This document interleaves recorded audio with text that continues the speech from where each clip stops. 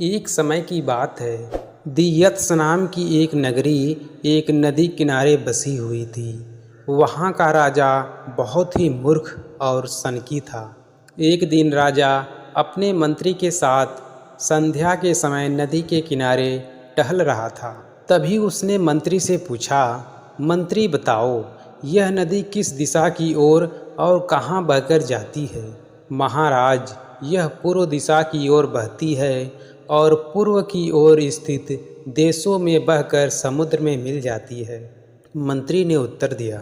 यह सुनकर राजा बोला, यह नदी हमारी है और इसका पानी भी हमारा है। क्या पूर्व में स्थित देश इस नदी के पानी का उपयोग करते हैं? जी हाँ महाराज, जब नदी उधर बहती है तो करते ही होंगे, मंत्री ने उत्तर दिया। इस पर राजा बोला, जाओ नदी पर दीवार बनवा दो और सारा का सारा पानी रोक दो।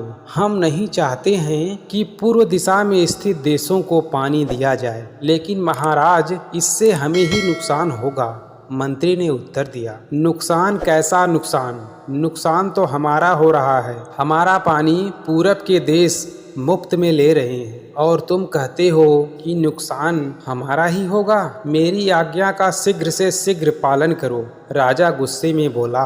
मंत्री तुरंत कारीगरों को बुलवाया और नदी पर दीवार बनाने के काम शुरू करवा दिया। कुछ दिनों के बाद दीवार बनकर तैयार हो गई। राजा बहुत खुश हुआ, पर उसकी मूर्खता की वजह से कुछ समय बाद नदी का पानी शहर के घरों में घुसने लगा। लोग अपनी परेशानी लेकर मंत्री के पास आए। मंत्री ने उन्हें आश्वासन दिया कि वह सब कुछ ठीक कर देगा। मंत्री ने एक योजना बनाई। महल में एक घंटा बजाने वाला आदमी रहता था। वह हर घंटे पर समय के अनुसार घंटा बजाया करता था, जिससे सभी को समय का पता चल पाता था।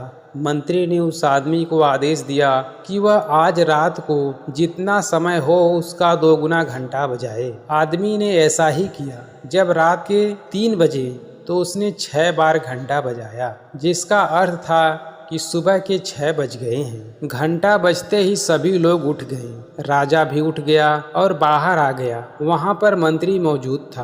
राजा ने मंत्री से पूछा, मंत्री अभी तक सुबह नहीं हुई है क्या? और सूरज अभी तक निकला क्यों नहीं है? मंत्री ने उत्तर दिया, महाराज सुबह तो हो चुकी है, परंतु सूरज नहीं निकला है, क्योंकि सूरज पूरब की ओर से निकलता है। शायद पूरब के देशों ने सूरज को रोक दिया है, क्योंकि हमने उनका पानी रोक दिया था, इसीलिए अब हमारे राज्य में कभी सूरज नहीं निकलेगा। राजा बहुत चिंतित हुआ और बोला, क्या अब कभी भी हमारे देश में सूरज नहीं निकलेगा?